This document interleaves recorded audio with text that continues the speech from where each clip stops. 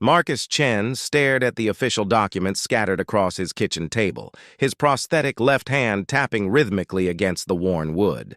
The Galactic Veterans Administration had sent another stack of paperwork, but buried beneath the usual benefit forms and medical appointments was something that made his blood run cold, a notice of inheritance.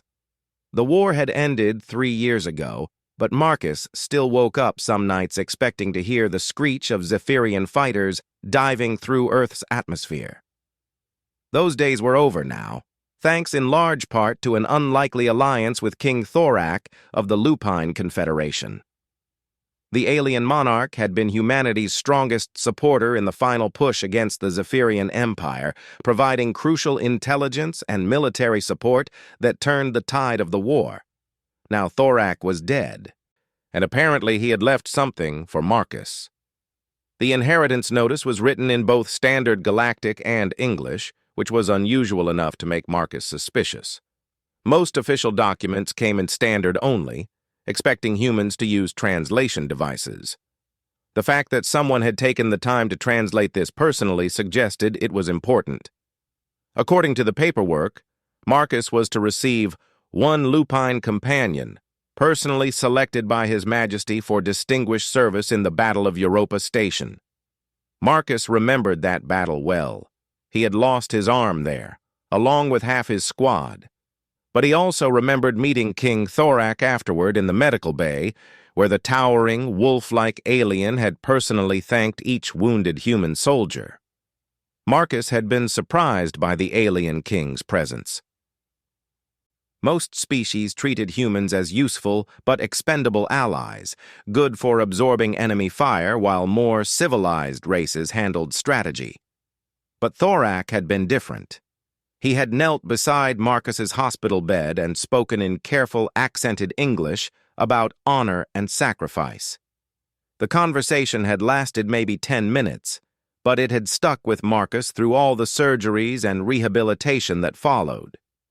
3 days later, Marcus found himself at the Sol System Customs Station, waiting in a sterile white room that smelled like antiseptic and recycled air. The customs officer, a bored-looking human woman with graying hair, kept glancing at her datapad with increasing confusion. "Mr. Chen, I have to ask, are you sure you want to go through with this? The documentation is all in order, but this is highly unusual. Most Lupine companions are given to other Lupines, or occasionally to high-ranking diplomats. I have never seen one assigned to a former enlisted soldier." Marcus shrugged. King Thorak was an unusual guy. "What exactly am I inheriting here?" The officer consulted her datapad again. "According to the manifest, it is a male Lupine, age approximately equivalent to 25 human years, bred from the royal bloodline. The documentation lists extensive military training, multiple language proficiencies, and—" She paused, frowning. "Combat experience in 17 major engagements." "Combat experience? I thought Lupine companions were supposed to be like pets or servants." "That is what I thought as well. But this individual appears to have served as King Thorak's personal bodyguard and advisor." "The transfer documents are signed by the king himself, along with the entire Lupine High Council. This is either a tremendous honor or a very expensive joke." A soft chime indicated that the transport had arrived. Through the observation window, Marcus watched as a sleek Lupine vessel docked with practiced efficiency. The ship was beautiful in the way that all Lupine technology was beautiful. Organic curves and flowing lines that suggested it had been grown rather than built. The airlock cycled open, and Marcus got his first look at his inheritance. The Lupine that emerged was not what he had expected. Marcus had met other members of the species during the war, but they had all been diplomats or officers, sleek, well-groomed individuals who moved with careful dignity. This one was different. He was massive, easily 7 feet tall, with silver-gray fur marked by old scars and shoulders broad enough to suggest serious physical labor. His yellow eyes swept the customs bay with professional alertness before settling on Marcus. When he spoke, His voice was a deep rumble with only the slightest accent. "Marcus Chen, I am Fenris. I believe we have much to discuss." The customs officer looked back and forth between them nervously. "I need to complete the transfer documents. Mr. Fenris, you understand that you are being assigned to Mr. Chen under the terms of King Thorak's will?" Fenris never took his eyes off Marcus. "I understand perfectly. The king chose well." "Wait a minute," Marcus said. "Assigned? What does that even mean? I thought I was inheriting property, not a person." The lupine's ears flicked forward in what Marcus would later learn was amusement. "Lupine companions are not property, Marcus Chen. We are bound by honor, not ownership. King Thorak has given me to you as a guardian and advisor, but I serve by choice.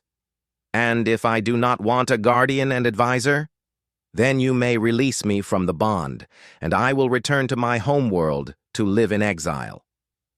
Fenris said this calmly, but something in his tone suggested that exile would not be a pleasant option. Marcus studied the alien's scarred face and decided that whatever game Thorak had been playing, this warrior deserved better than to be treated like an unwanted gift.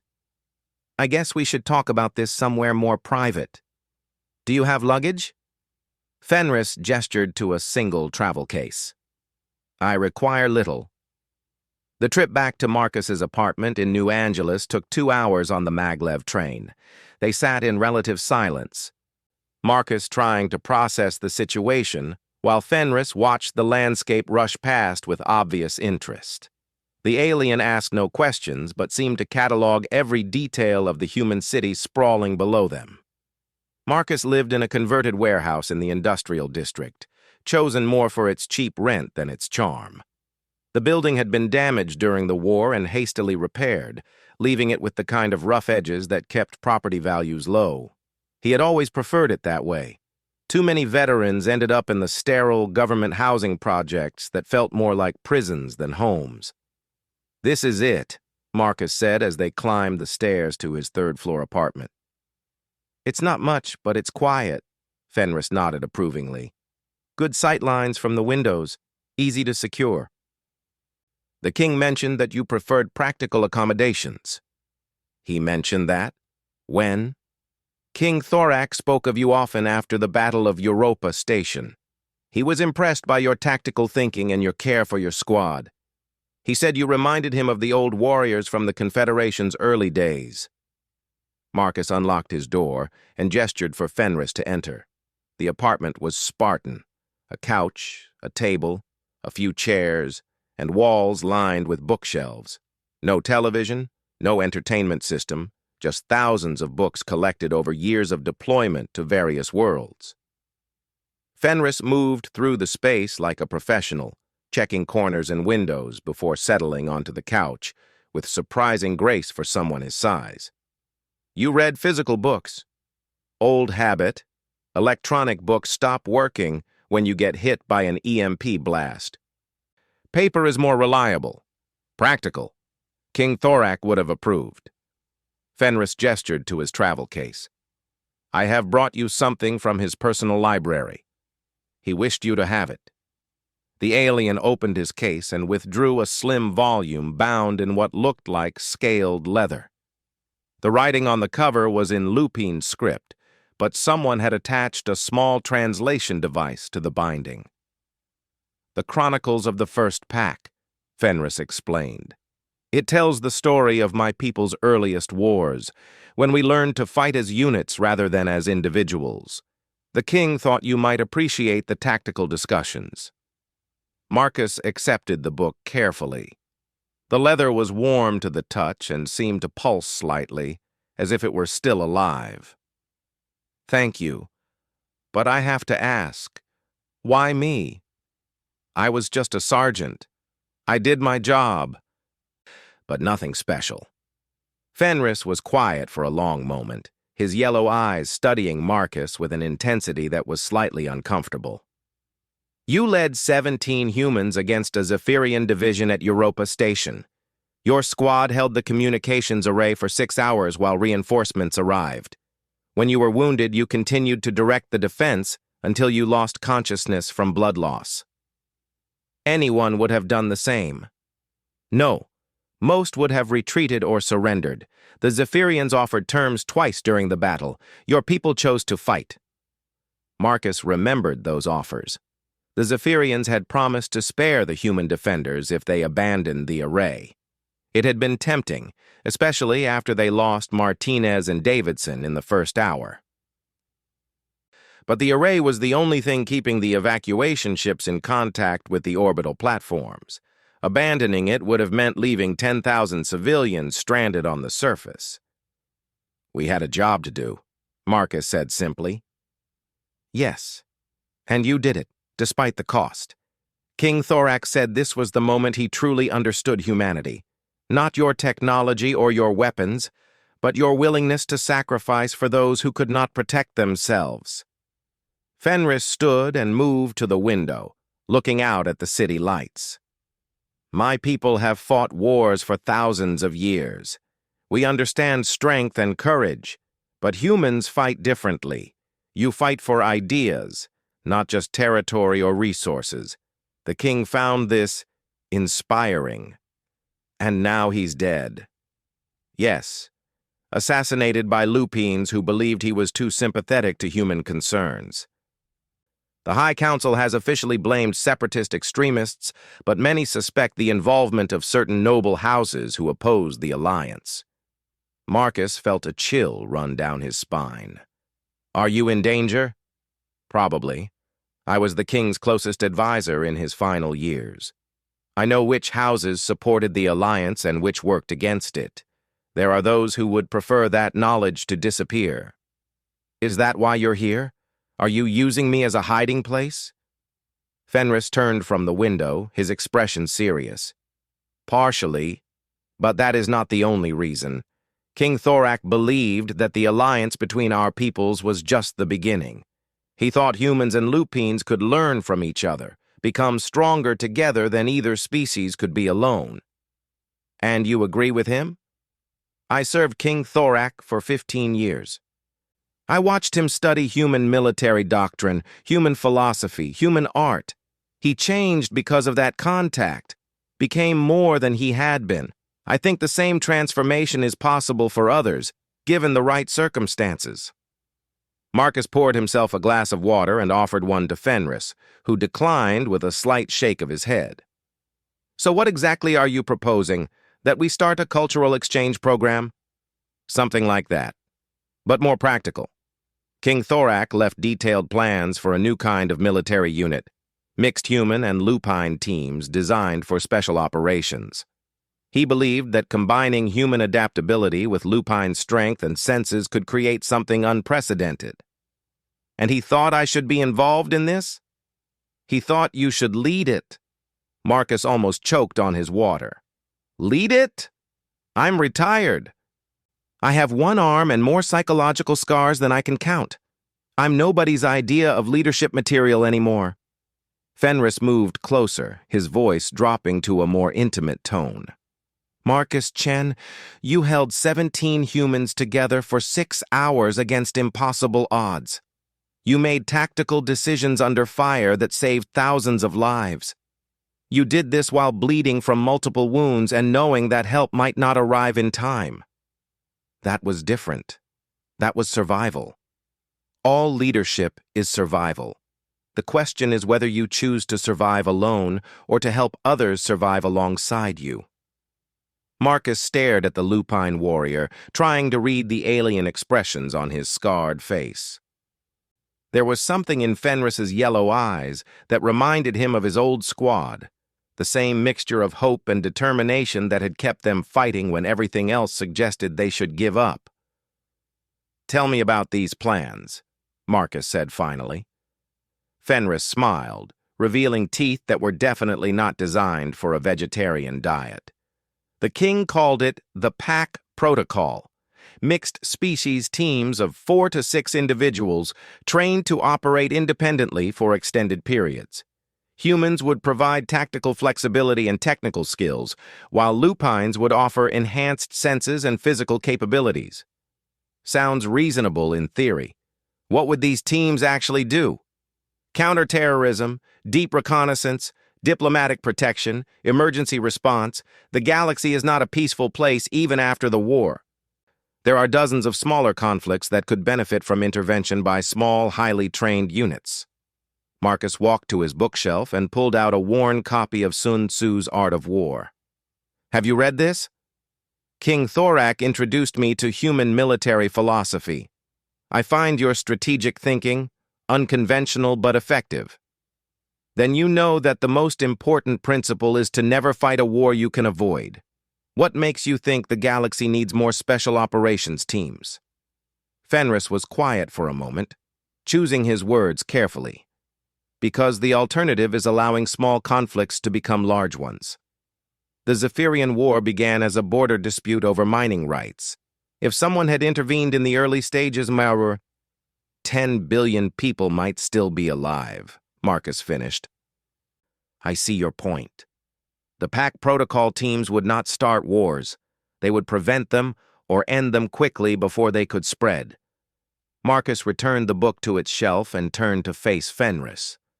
And you think I could train these teams? I think you could lead them. Training would be a collaborative effort between human and lupine instructors. But someone would need to coordinate the program, establish doctrine, and make the difficult decisions about when and how to deploy. Why not you? You have more experience with lupine politics than I do. Because I am lupine. Any program I led would be seen as an extension of Confederation interests. But a human leader, especially one with a reputation for integrity. Fenris paused. The king believed that you could build something truly neutral. Something that served galactic interests rather than species interests. Marcus moved to his window and looked out at the city. Somewhere out there, millions of humans were going about their daily lives, trying to rebuild after a war that had cost them everything. Most of them probably wanted nothing more than to be left alone, to raise their families and pursue their dreams without worrying about galactic politics. But Marcus had seen what happened when good people chose to ignore distant conflicts. He had watched refugee ships arrive at Earth carrying the survivors of worlds that had fallen to the Zephyrians while the galaxy's major powers debated intervention. He had held dying soldiers who had joined the war effort not because they hated the enemy, but because they could not stand by while others suffered. Where would we start? Marcus asked. King Thorak established a training facility on Kepler 442b, an uninhabited world in neutral space. The equipment is already in place, along with funding for the first 5 years of operation. We would need to recruit candidates from both species and develop a training curriculum. How many people are we talking about? Initially, perhaps 50 to 100 candidates, with the goal of producing 12 to 15 functional teams. If the program proves successful, it could be expanded. Marcus turned back to Fenris. You make it sound simple. It will not be simple. There will be political opposition from both species. Many humans still distrust aliens, and many lupines view humans as weak and unreliable.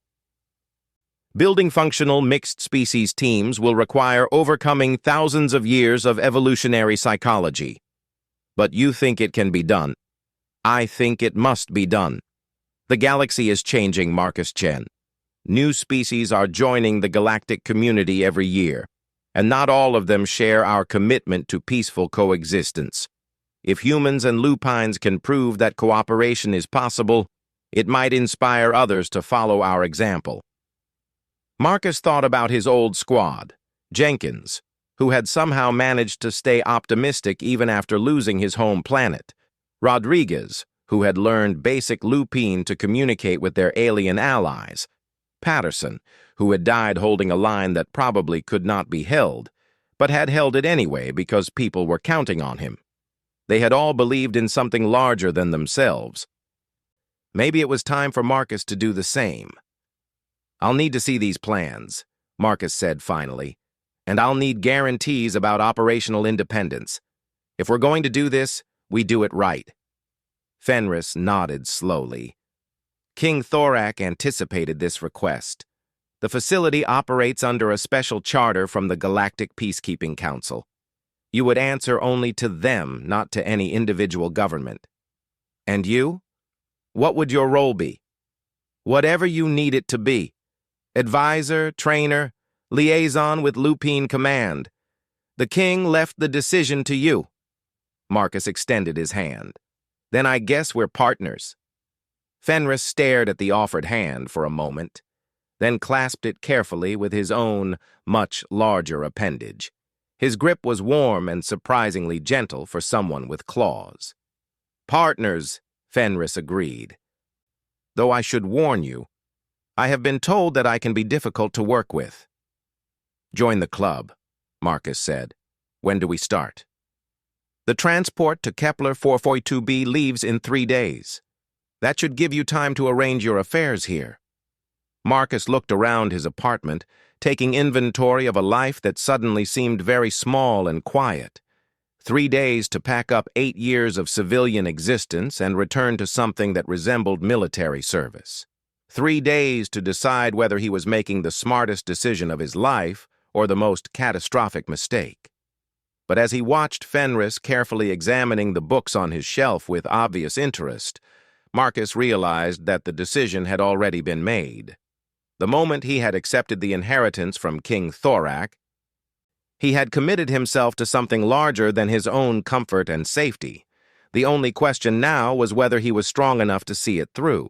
The transport to Kepler 442b was a converted military vessel. Its cargo holds modified to carry civilian passengers on long-duration flights. Marcus spent most of the 5-day journey in his cabin, reading through King Thorak's detailed plans and trying to understand exactly what he had committed himself to undertake. The pack protocol documents were comprehensive, covering everything from recruitment criteria to equipment specifications to operational doctrine. Thorak had clearly spent years developing the concept, drawing on military traditions from dozens of species and incorporating lessons learned from every major conflict of the past century. What impressed Marcus most was the attention to psychological factors. Most military planners focused on tactics and equipment, assuming that properly trained soldiers would naturally work together effectively. But Thorak had understood that mixed species cooperation would require fundamentally different approaches to unit cohesion and command structure. Fenris proved to be an ideal traveling companion, quiet when Marcus needed to concentrate, but available for discussion when questions arose about lupine culture or military traditions. The alien warrior seemed to know the protocol documents by heart, which made sense given his role in their development. The king spent 3 years just working out the rank structure, Fenris explained over dinner in the ship's small mess hall. Human military traditions emphasize individual achievement and clear chains of command, but lupine packs operate on consensus and shared leadership. Finding a middle ground required extensive experimentation. How did you test it? Marcus asked, picking at what the menu optimistically called beef stew, but tasted more like recycled protein paste. Small exercises with volunteer units from both species. The early attempts were educational. Fenris paused to carefully consume something that looked like raw meat, but was probably just as artificially processed as Marcus's meal. The first mixed team lasted exactly 47 minutes before the humans and lupines split into separate groups and began competing against each other rather than working together. What changed? King Thorak realized that the species' differences were not obstacles to overcome, but advantages to exploit. Instead of trying to make humans act like lupines or vice versa, he designed scenarios that required both approaches to succeed. Marcus nodded slowly. Complementary rather than identical capabilities? Exactly. A lupine can track a target across difficult terrain using scent and hearing, but a human can analyze behavioral patterns and predict where that target might go. Neither approach is superior, but together they are more effective than either alone. The conversation was interrupted by an announcement that they were approaching their destination. Marcus gathered his few belongings and made his way to the observation deck for his first look at what would be his home for the next several years. Kepler 442b was not an impressive world. Slightly larger than Earth, with a thin atmosphere and minimal surface water, it resembled the kind of planet that survey teams usually marked as marginal for colonization and never visited again. The transport settled onto a landing pad surrounded by a cluster of low, functional buildings that looked like they had been assembled from prefabricated components. "Not exactly a garden paradise," Marcus observed as they disembarked. "King Thorak chose this location specifically for its lack of natural attractions," Fenris replied. "No strategic resources, no valuable real estate, no reason for anyone to want it except for its isolation." The base commander was waiting for them at the landing pad, a middle-aged human woman named Colonel Sarah Reeves, whom Marcus recognized from her service record. She had commanded a mixed human-alien unit during the final phase of the Zephyrian War and had a reputation for getting impossible missions accomplished through sheer determination. "Sergeant Chen," she said, extending her hand. "Or should I say Director Chen? Your new title is still being finalized by the Peacekeeping Council." "Marcus is fine," he replied, accepting her firm handshake. "I'm still adjusting to the idea of being in charge of anything larger than a fire team." Reeves smiled. "You'll learn." The king left detailed recommendations for the transition, including a comprehensive briefing package that should bring you up to speed on current operations. "Current operations? I thought this was a startup program." "It was 6 months ago, but the Peacekeeping Council has already approved 3 training cycles and 2 operational deployments. You'll be taking over a going concern, not building from scratch." Marcus and Fenris exchanged glances. This was not what either of them had expected. "Perhaps we should tour the facilities," Fenris suggested diplomatically. The base was larger than it had appeared from orbit. The surface installations were deliberately modest, but most of the actual facilities were built underground to avoid casual observation. Colonel Reeves led them through a maze of corridors that connected training areas, equipment storage, communications centers, and living quarters designed to accommodate the needs of multiple species. "We currently have 43 personnel on base," Reeves explained as they walked. 12 humans, 18 lupines, 8 Zephyrians, 3 Altarians, and 2 crystalline entities. "Zephyrians?" Marcus stopped walking. "We're training former enemies?" "Former enemies who proved themselves during the Reconstruction period," Reeves corrected. "The Peacekeeping Council specifically requested their inclusion to demonstrate that the protocol teams would be truly neutral." Marcus resumed walking, but his mind was racing. Fighting alongside lupines was one thing. They had been allies during the war. But Zephyrians had killed millions of humans, including several of his closest friends. The idea of trusting them as teammates seemed impossible. "I can see you have concerns," Fenris said quietly. So did King Thorak initially. But he came to believe that excluding former enemies would perpetuate the cycles of violence that led to the war in the first place. They entered a large training area where several mixed-species teams were running through what looked like a complex hostage rescue scenario. Marcus watched a lupine warrior provide covering fire, while a human technician disabled an electronic lock, then both of them coordinated with a Zephyrian sniper to neutralize multiple targets simultaneously. The teamwork was impressive. But what struck Marcus most was the easy communication between species that had been killing each other just 3 years earlier. Whatever training methods were being used here, they were producing results that seemed almost impossible. "How long does it take to build that kind of unit cohesion?" Marcus asked. 14 weeks for basic certification," Reeves replied. "Another 6 weeks for specialized training depending on the mission profile. The current teams have been working together for 8 months on average." "And they actually trust each other?" "Watch their eyes," Fenris advised. Notice how the lupine positions herself to cover the human's blind spots, while the human keeps track of the Zephyrian's ammunition count. Trust is demonstrated through actions, not words. Marcus observed the exercise more carefully and began to see what Fenris meant. The team members were not just cooperating tactically, they were actively protecting each other, anticipating each other's needs, and compensating for each other's limitations without being asked. "This is remarkable," Marcus admitted. "How did you overcome the species' prejudices?" "By focusing on shared challenges rather than past conflicts," Reeves explained. "The first week of training involves survival exercises where mixed teams must work together to overcome environmental hazards. No weapons, no technology, just basic cooperation to stay alive." "And that works?" Fear is a powerful motivator. When you are trapped in a collapsed cave-in with someone, you stop caring about their species and start caring about their ability to dig you out. The tour continued through medical facilities, armories, and communications centers. Everything was designed to accommodate multiple species, from variable gravity training areas to atmospheric processors that could maintain different breathing mixtures in different sections of the base.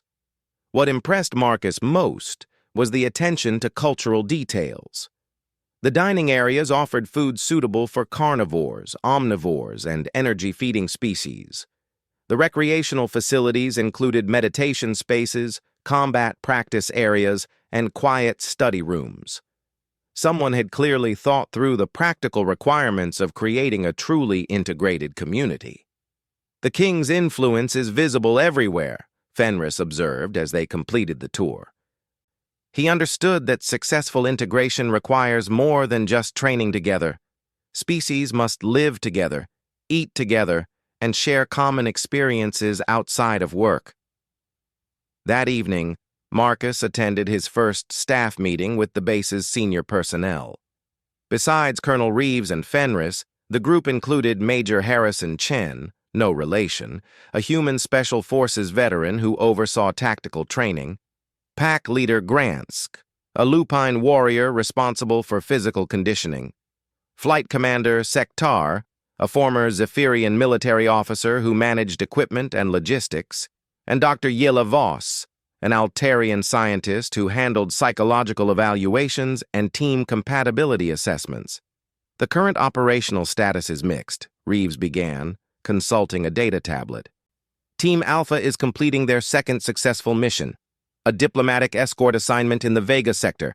Team Beta is 3 days into a counter-terrorism operation in the Centauri colonies.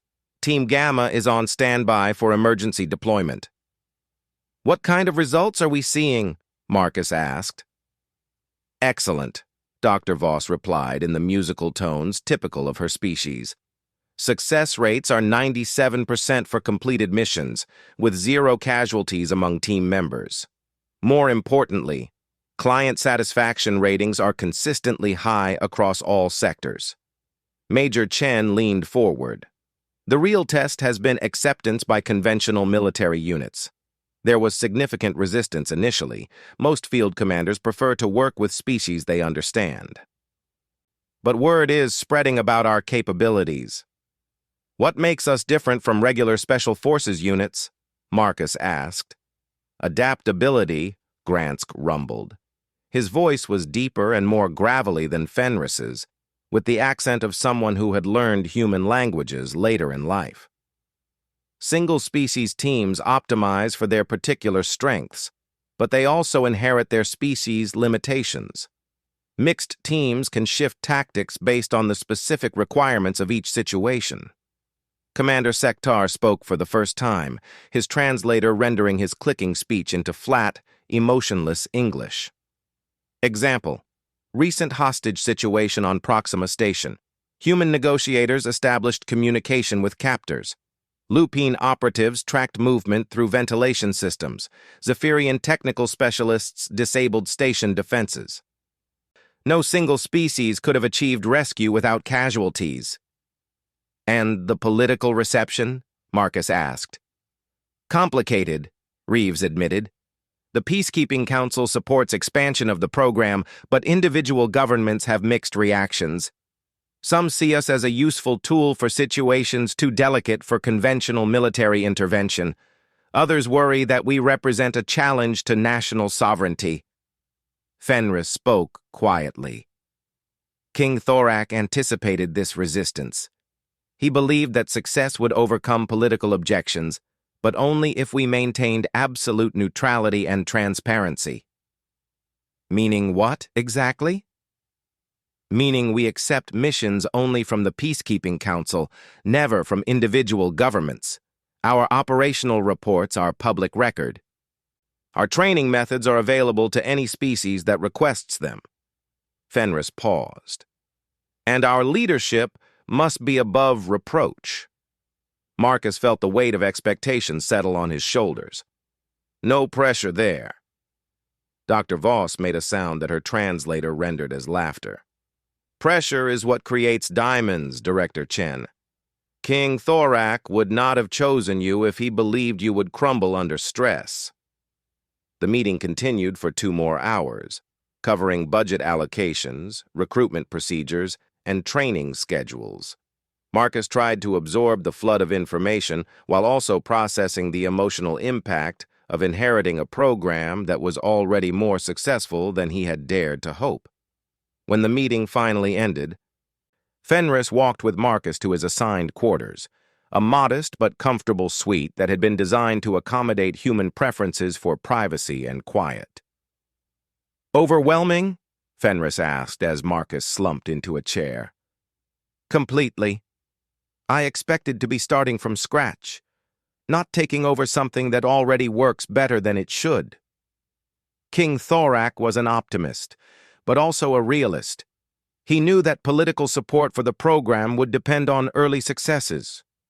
Starting small allowed for careful refinement before expanding operations. Marcus gestured around the room. This doesn't feel small. It is not. But compared to what Thorak envisioned, Fenris paused, choosing his words carefully. The current program is a proof of concept. The King's real goal was to establish mixed species units as the standard for peacekeeping operations throughout the galaxy. That's quite an ambition. Yes, and now it is your ambition as well. Marcus stood and walked to the small window that looked out over the training fields. Even in the dim evening light, he could see teams of mixed species running through exercises, their movements coordinated despite the obvious physical differences between participants. Fenris, can I ask you something personal? Of course. Why are you really here? I mean, you were the King's closest advisor. You could probably have any position you wanted in the Lupine military hierarchy. Why are you serving as assistant to a human sergeant? Fenris was quiet for a long time, staring at his hands. When he finally spoke, his voice was softer than Marcus had ever heard it. Because King Thorak showed me that strength and honor are not exclusive to any single species. Before the Alliance, I believed that Lupines were naturally superior warriors, that other species were weak and unworthy of respect. What changed your mind? I watched humans fight at Europa Station. I saw soldiers advance into certain death to protect people they had never met. I saw wounded warriors refuse medical attention so that others could be treated first. I saw leaders sacrifice themselves so that their subordinates could survive. Fenris stood and moved to the window beside Marcus. That kind of courage cannot be taught, Marcus Chen. It comes from something deeper than training or instinct. King Thorak believed that humans possessed a quality that could inspire other species to become better than they were. And you believe that too. I have seen the evidence. The teams we have trained here are not just effective, they are transformative. Lupines who serve alongside humans become more empathetic. Zephyrians become more flexible. Altarians become more decisive. Marcus watched a group of trainees celebrating the completion of some exercise, their joy transcending species barriers. And what do humans become? More than they were, Fenris replied. King Thorak believed that humans reached their greatest potential when they had something larger than themselves to protect. They stood in comfortable silence for several minutes, watching the base settle into its evening routine. Marcus was beginning to understand that he had inherited more than just a military program. He had inherited a vision of what galactic civilization could become. "Tomorrow I want to observe the training programs firsthand," Marcus said finally. "I need to understand exactly how this works before I can start making decisions about expansion." "Of course. I have arranged for you to shadow Team Delta through their qualification exercises. They are our newest unit, 3 weeks into the program." "What species composition?" 2 humans, 2 lupines, 1 Zephyrian, and 1 crystalline entity. It should provide a good overview of the challenges involved in mixed species integration." Marcus nodded. "And after that?" "After that, we begin planning the future of the program. King Thorak left specific recommendations, but the final decisions will be yours." "Our decisions," Marcus corrected. "I'm going to need your expertise if this is going to work." Fenris smiled, revealing those predator teeth again. "Partnership, as you said, though I should warn you, King Thorak's vision was larger than you might expect." "How much larger?" "He believed that mixed species cooperation was the key to preventing another galactic war. His long-term plan called for establishing protocol teams on every major world, creating a network of peacekeepers who could respond to conflicts before they escalated." Marcus felt a familiar mixture of excitement and terror, the same feeling he had experienced before every major battle during the war, the sense that he was about to commit himself to something that would either save lives or destroy everything he cared about. "How many teams would that require?" "Approximately 3,000, deployed across 200 star systems." Marcus whistled softly. "That's not a military unit, that's an entire branch of government." "Yes. King Thorak believed that lasting peace required institutional support, not just good intentions." "And he thought I could build that?" "He thought you could begin it. The actual construction would take decades and involve thousands of individuals from dozens of species." Marcus returned to his chair, suddenly feeling very tired. "One day at a time, I suppose." "Indeed. But Marcus Chen, do not underestimate what has already been accomplished. 3 years ago, the idea of humans and lupines serving together seemed impossible. Now it is routine. Change happens more quickly than we expect, if we have the courage to attempt it." Fenris moved toward the door, then paused. "There is one more thing King Thorak wanted you to know." "What's that?" "He believed that the alliance between our species was not just politically expedient, but spiritually necessary. He thought that humans and lupines complemented each other in ways that made both species stronger." "Meaning what exactly?" "Meaning that what we are building here is not just a military program. It is a demonstration that cooperation is more powerful than competition, that trust is more effective than fear, that honor transcends species boundaries." "And if we fail?" Fenris's expression grew serious. "Then the galaxy will probably tear itself apart within the next 50 years. The peace we won against the Zephyrians is fragile. Without something to hold it together, it will not survive the next major crisis." "No pressure," Marcus said again. "No," Fenris replied. "Just the future of galactic civilization." As the door closed behind the lupine warrior, Marcus sat alone in his new quarters and tried to process the magnitude of what he had undertaken. 3 days ago, he had been a retired veteran living quietly in a converted warehouse. Now he was responsible for a program that could determine the future of interstellar relations. But as he thought about his old squad and the battles they had fought together, Marcus realized that the basic principle remained the same. Success would depend on building trust between individuals who had every reason to distrust each other, then using that trust to accomplish missions that no one could complete alone. The scale was different, but the challenge was familiar.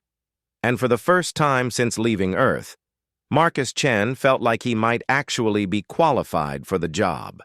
6 months into his tenure as director of the PAC protocol, Marcus Chen stood in the main briefing room watching his newest team prepare for their first operational deployment.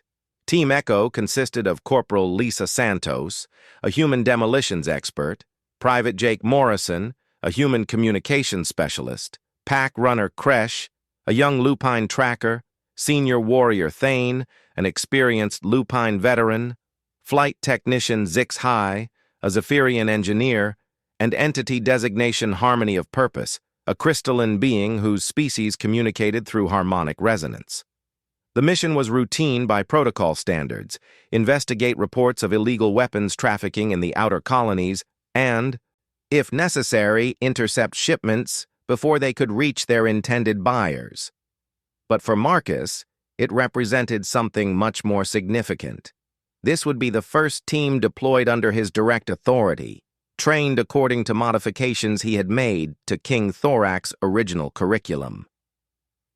Questions before we go over the mission parameters one final time? Marcus asked the assembled team. Corporal Santos raised her hand. Sir, what are our rules of engagement if we encounter resistance from local authorities? Standard protocol guidelines apply, Marcus replied. You answer to the Peacekeeping Council, not to colonial governments. But you use minimum necessary force and prioritize de-escalation whenever possible. Remember, our job is to solve problems, not create them. Private Morrison spoke up. What if the weapons shipment is already in the hands of the buyers? Pack runner Kresh answered before Marcus could respond, her accented English still careful despite months of practice. Then we assess the situation and determine whether immediate action is necessary or whether we should request additional resources. The protocol emphasizes measured responses over dramatic gestures. Marcus nodded approvingly. The integration process was working better than he had dared to hope. Team Echo's members had learned to anticipate each other's thoughts and cover each other's weaknesses. More importantly, they had developed the kind of trust that allowed them to disagree without fracturing unit cohesion. Entity harmony of purpose. Do you have any concerns about operating in a primarily oxygen-based environment? The crystalline being's response came through the translation matrix as a series of musical tones that somehow conveyed calm confidence. Environmental parameters are within acceptable ranges. Integration with carbon-based team members proceeds optimally. Fenris entered the briefing room carrying a data tablet and wearing the expression that Marcus had learned to interpret as significant developments requiring immediate attention. Apologies for the interruption, Fenris said, but we have received an urgent communication from the Peacekeeping Council. Team Echo's deployment has been postponed pending reassignment to a higher priority mission. The team members exchanged glances but maintained discipline. Marcus had trained them to expect last-minute changes. Flexibility was one of the core advantages that protocol teams offered over conventional military units. What's the new mission? Marcus asked. Hostage situation on Kepler 186F. A group of human extremists has seized the Galactic Trade Commission headquarters in New Geneva and is demanding the cancellation of all interspecies cooperation agreements. They are holding 47 hostages, including the Altarian ambassador and 2 lupine trade negotiators. Marcus felt his stomach clench. Anti-alien terrorism was exactly the kind of problem that could destroy everything they had built. If protocol teams were seen as tools for suppressing human dissent, political support for the program would evaporate overnight. Why us? Marcus asked. This sounds like a job for local law enforcement or conventional military units.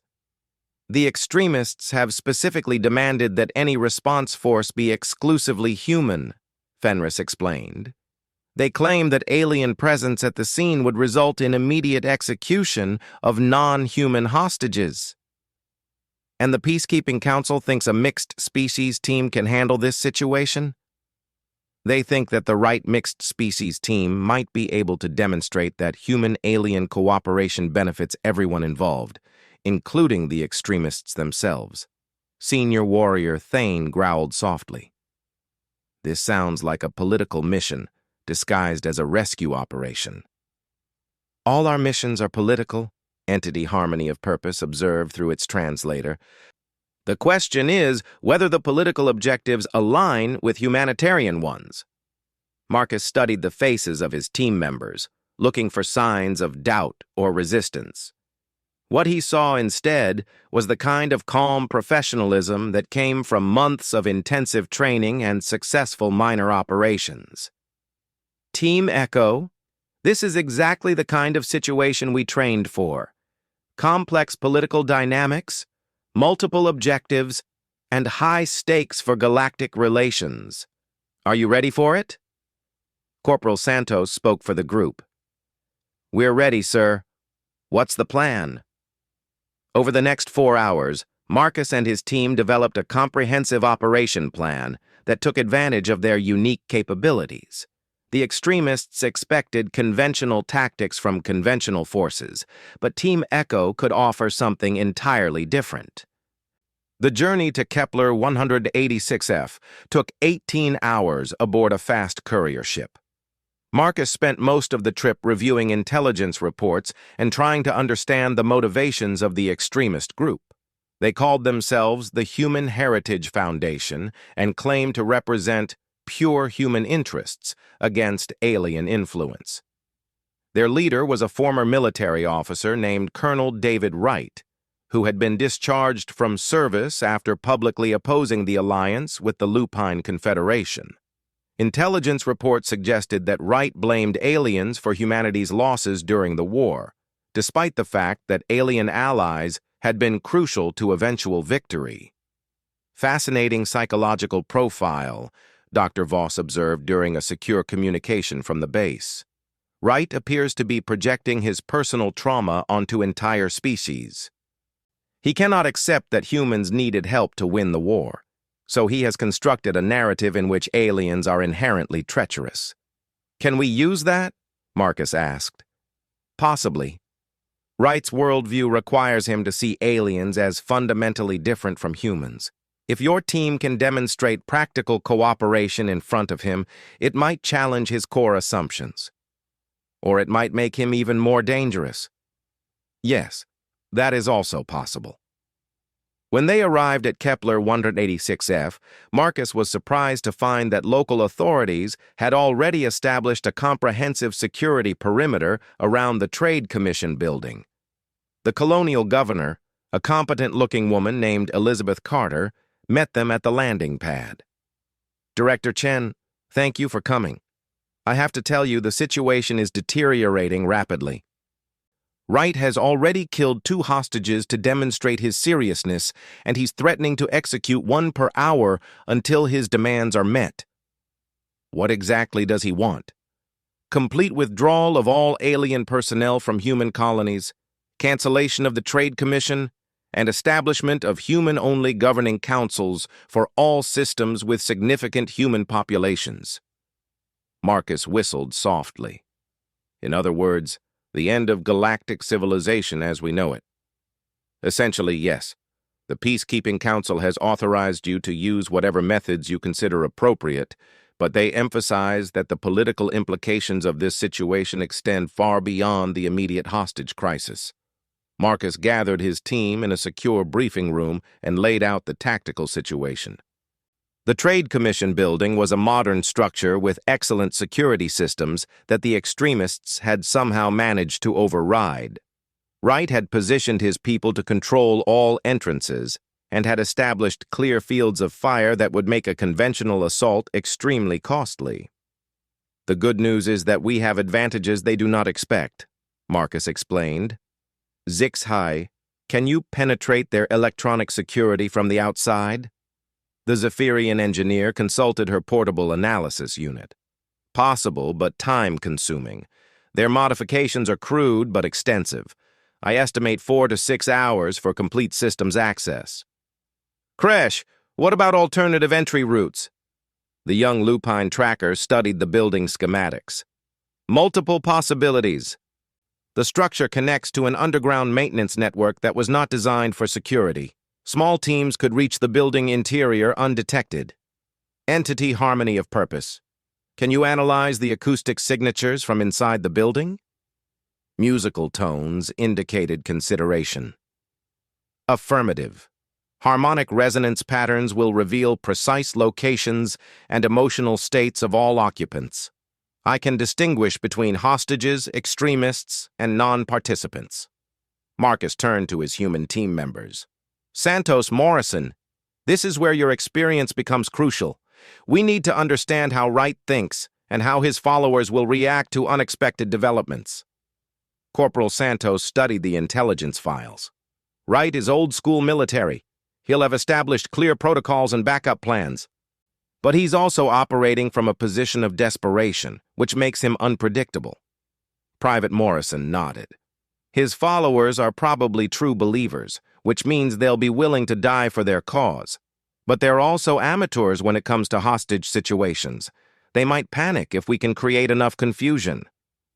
Senior Warrior Thane, what's your assessment? The experienced lupine warrior considered the problem from multiple angles. The extremists have chosen their position well, but they are thinking defensively. They expect us to attack directly. If we can force them to redeploy their people to deal with multiple simultaneous threats, they'll create gaps in their coverage, Marcus finished. Exactly what I was thinking. The plan they developed was complex, but elegant. Zixhai would begin electronic infiltration from multiple access points, creating the impression of a coordinated cyber attack. Meanwhile, Kresh and Thane would use the maintenance tunnels to position themselves for rapid strikes against key extremist positions. Entity harmony of purpose would monitor the situation acoustically and provide real-time intelligence on hostage and extremist locations. Santos and Morrison would accompany Marcus in a direct approach to the building's main entrance, where they would request negotiations with Wright. The goal was not to actually negotiate, but to provide distraction while the rest of the team moved into position. The key to success is timing, Marcus emphasized. We need Wright focused on the front door, while his security perimeter collapses behind him. Once he realizes what's happening, we'll have maybe 60 seconds to secure the hostages before he starts executing them. And if something goes wrong? Corporal Santos asked. Then we improvise. That's what humans do best. The operation began at dawn. Marcus approached the building under a flag of truce, accompanied by Santos and Morrison, but leaving their obviously alien teammates out of sight. Through external speakers, Wright agreed to discuss terms but insisted that only Marcus could enter the building. Director Chen, Wright's voice crackled through the comm system. I know who you are. War hero turned alien collaborator. You represent everything that's wrong with humanity's current path. Maybe we should talk about that, Marcus replied calmly. I'd like to understand your perspective. My perspective? I watched good human soldiers die defending alien interests. I saw Earth itself threatened because we trusted species that cared nothing for our survival. And now I watch human colonies governed by councils that include creatures who consider us inferior. Marcus stepped closer to the building entrance, aware that Wright was probably watching him through multiple surveillance systems. Colonel Wright, I was at Europa Station. I lost half my squad defending an evacuation that saved 10,000 human lives. But we couldn't have held that position without lupine support. Lupine support, Wright spat. You mean you were used as expendable shock troops while the aliens preserved their own forces for more important battles? No, I mean we fought as allies against a common enemy. The lupines took casualties too, including King Thorak's own son. Pretty words, Chen. But words don't change reality. Humanity is stronger alone. Through his earpiece, Marcus heard Entity Harmony of Purpose's translated report. Acoustic analysis indicates 37 distinct heartbeats in the building. 14 show stress patterns consistent with restraint and fear, probable hostages. 23 show patterns consistent with heightened alertness and controlled aggression, probable extremists. Marcus activated his personal comm unit and began broadcasting on an open channel that Wright's people would undoubtedly intercept. Team Echo, I'm initiating negotiations. Maintain overwatch positions and await further instructions. The response came from Morrison, speaking clearly enough for the building's surveillance systems to pick up. Copy, Director. Team Echo standing by. Marcus smiled slightly. Wright would now believe that the protocol team was following conventional hostage negotiation procedures, with most personnel in supporting positions outside the building. Colonel Wright, I'm willing to discuss your concerns in person, but I need some gesture of good faith first. Release the Altarian ambassador as a sign that you're serious about peaceful resolution. The alien stays put until we reach an agreement, but you can come inside if you're brave enough to enter without backup. Marcus approached the building entrance, knowing that Kresh and Thane were already moving through the maintenance tunnels, and that HFY had penetrated the building's outer security layers. Everything depended on maintaining Wright's attention, while his careful defensive positions were systematically compromised. The building lobby was elegant in the way that government structures always tried to be: high ceilings, expensive materials, and artwork that emphasized prosperity and cooperation. Now it resembled a battlefield, with overturned furniture serving as defensive positions and weapon emplacements covering all approaches. Wright was waiting for him near the central elevator bank, flanked by 2 armed followers. The colonel was older than Marcus had expected, with graying hair and the kind of rigid posture that suggested decades of military discipline. Director Chen, you're younger than I expected for someone with so much responsibility. And you're more reasonable than I expected for someone holding innocent people hostage. Innocent? Wright gestured toward a group of restrained individuals near the far wall.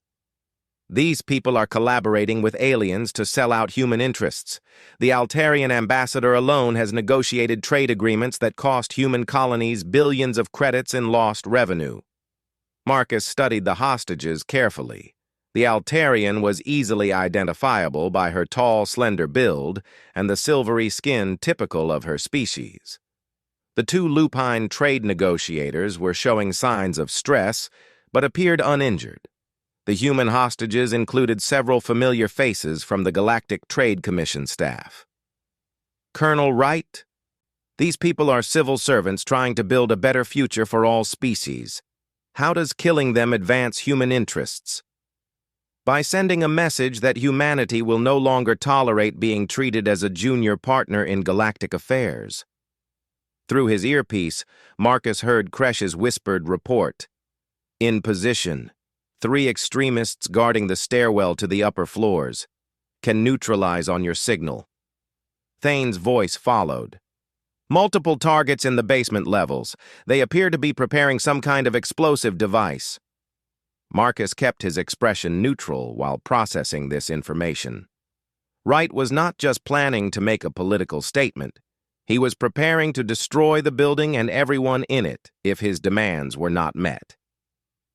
Colonel, what guarantee do I have that you'll honor any agreement we reach? Wright smiled coldly. The same guarantee I have that you won't simply assault the building the moment negotiations break down. None at all. Then why are we talking? Because I want someone to understand why this is necessary before it happens. Wright gestured to his followers, who began moving toward prepared positions. You have 5 minutes to evacuate your people from the perimeter. Then this building and everyone in it becomes a monument to human independence. Through his comm unit, Marcus heard HFY's urgent report. Electronic systems compromised. I have control of building security, environmental systems, and emergency protocols. Marcus made his decision. Team Echo, execute operation immediately. Priority is hostage safety, but prevent detonation at all costs. The building erupted into controlled chaos. Emergency lighting activated as HFY cut main power. Security doors sealed automatically, trapping extremist groups in separate sections. Through the maintenance tunnels, Kresh and Thane emerged at precisely calculated positions to neutralize key targets without endangering hostages. Wright spun toward Marcus, his weapon raised. "You treacherous—" "No, Colonel. Cooperative." Santos and Morrison burst through the main entrance, moving with the kind of precision that came from months of integrated training. But they were not alone. Kresh appeared from a maintenance access, her enhanced senses allowing her to navigate the darkened building with ease. Thane moved through the stairwell, his size and strength allowing him to subdue multiple targets simultaneously. Most impressively, entity harmony of purpose materialized from what had appeared to be empty air, its crystalline structure having used the building's harmonic resonance to mask its approach. The crystalline being moved among the hostages, its presence somehow calming their panic while its acoustic abilities provided precise intelligence on remaining threats. Wright stared in shock as his carefully planned operation crumbled around him. "Impossible! You couldn't have penetrated our security without—" "Without alien help," Marcus finished. "Colonel, you're seeing the future of galactic cooperation, humans providing leadership and tactical flexibility, aliens contributing their unique capabilities, all working together toward common goals." Zixai's voice came through the comm system, now broadcasting throughout the building. "Explosive device neutralized. All building systems under friendly control." Within minutes, the situation was completely resolved. Wright and his followers were in custody, the hostages were safe, and the building was secure. But as Marcus watched his team members coordinate the cleanup with colonial authorities, he realized that the real victory was something subtler. Governor Carter approached him as the last of the extremists were led away.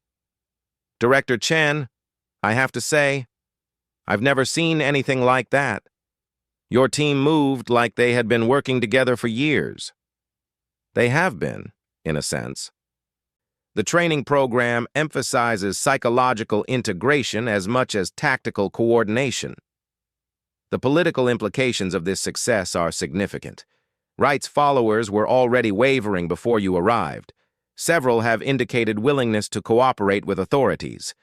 Seeing aliens risk themselves to save human hostages appears to have challenged their basic assumptions about interspecies relations. Marcus nodded, watching Kresh carefully tend to an injured human hostage, while Thane coordinated security with colonial forces. That was the goal. Sometimes the best argument is simply demonstrating what's possible. 3 hours later, Team Echo assembled for debriefing aboard their transport. The operation had been a complete success by any measure, but Marcus wanted to understand exactly what had worked and why. "Outstanding execution across the board," Marcus began. "But I want each of you to identify one thing you learned and one thing we could have done better." Corporal Santos spoke first. "I learned that our alien teammates think faster than I expected. When the situation changed, Kresh and Thane adapted their positions immediately without waiting for orders. What could we improve? Communication protocols. During the initial breach, there was about 30 seconds when I wasn't sure where everyone was positioned. Better real-time tracking would help." Private Morrison nodded agreement. "The electronic warfare coordination was impressive, but we need standardized procedures for building penetration." Zixai had to improvise some of her approaches. Kresh spoke carefully, still working to perfect her English. "I learned that humans are more perceptive than our instructors suggested. Director Chen recognized the emotional state of the hostages immediately and adjusted his approach accordingly." Senior warrior Thane rumbled his agreement. "Human tactical flexibility is remarkable. The original plan required 17 modifications during execution, but coordination never faltered." Flight technician Zixai clicked thoughtfully before responding through her translator. "Mixed species teams process information more comprehensively than single species units. Each member contributed unique perspectives that improved overall situational awareness. Entity Harmony of Purpose's musical response conveyed deep satisfaction. Harmonic resonance between team members achieved optimal frequencies. Cooperative enhancement exceeded individual capabilities by measurable margins. Marcus smiled. Those are all excellent observations. But let me add one more.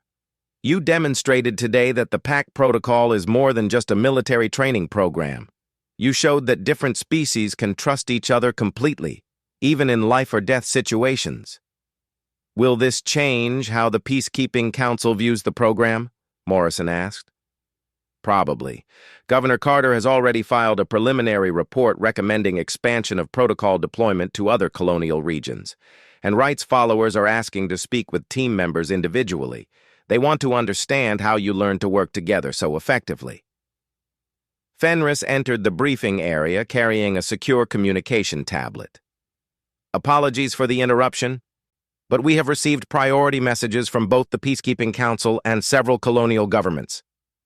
Marcus accepted the tablet and quickly scanned the messages. Well, Team Echo, congratulations. You've just become very popular. 3 different star systems are requesting protocol teams for various security situations. The Peacekeeping Council is authorizing immediate expansion of the training program and... Marcus paused, reading the final message with surprise. The Lupine High Council is offering to provide additional resources for facility expansion. That's good news, isn't it? Santos asked. It's great news. It means that what we're building here has achieved political credibility across multiple species and governmental levels. Marcus looked around at his team. It also means that we're about to become much busier. Thane's ears perked forward. Expansion implies additional responsibility. How large is the Peacekeeping Council thinking? According to this, they want to establish regional training centers in 6 different sectors, with the goal of producing 30 new teams over the next 18 months. Entity Harmony of Purpose generated a complex harmonic sequence that the translator rendered as excitement mixed with concern. Rapid expansion could compromise training quality if not carefully managed. Which is why they're asking us to develop standardized curricula and instructor certification programs, Fenris added. Director Chen, you are being promoted to overall program coordinator, with authority to establish protocols for all Pact training facilities. Marcus felt the familiar mixture of excitement and terror that accompanied every major expansion of responsibility. 6 months ago, he had been a retired veteran with a prosthetic arm and a quiet apartment. Now he was being asked to reshape the future of galactic peacekeeping. Team Echo, I need your input on this. You're the proof that the concept works, but you're also the people who understand best what it takes to make mixed-species cooperation successful. If we expand this program, what are the most important things to preserve? The team discussed the question for nearly an hour, but their conclusions were remarkably consistent. Success depended on careful selection of candidates, intensive psychological preparation, shared hardships that built trust, and leadership that emphasized cooperation over competition. Most importantly, Kresh observed, teams must be allowed to develop their own identity. Our success comes not from following protocols, but from becoming a new kind of unit that combines the best aspects of each species. Marcus nodded slowly. Then that's what we'll build. Not just larger versions of what we have, but new kinds of communities that demonstrate what's possible when different species commit to working together. Fenris smiled, showing those predator teeth that Marcus had learned to associate with optimism rather than threat. King Thorak would have been pleased. This is exactly what he envisioned when he established the original program. But much faster than he expected, Marcus observed. Yes, but then, he chose his successor well. As the transport prepared to return to base, Marcus stood in the observation lounge watching the stars wheel slowly past. Somewhere out there, dozens of species were struggling to coexist in a galaxy that offered unlimited opportunities for conflict. The Pact Protocol was just one small experiment in cooperation, but it might be the beginning of something much larger. Fenris joined him at the observation window. Thinking about the future? Thinking about the past, actually. My old squad would have loved this mission. Complex problem, creative solution, and a successful outcome that makes the galaxy a little bit safer. They would have been proud of what you've accomplished. What we've accomplished, Marcus corrected. None of this would work without people like you willing to take risks for something you believe in. Partnership, Fenris said simply. Partnership, Marcus agreed. As the transport jumped to hyperspace, Marcus felt a deep sense of satisfaction. The Pact Protocol was no longer an experiment. It was a proven concept that was changing how the galaxy thought about peacekeeping and cooperation. More importantly, it was creating bonds between species that would endure long after any particular crisis had passed. King Thorak had given him more than just responsibility for a military program. He had given him the opportunity to prove that trust could overcome fear, that cooperation could defeat competition, and that the future belonged to those brave enough to work together across the boundaries of species and culture. The inheritance had turned out to be exactly what Marcus needed, even though it was nothing like what he had expected. And judging by the messages continuing to arrive from across the galaxy, it was exactly what the universe needed as well.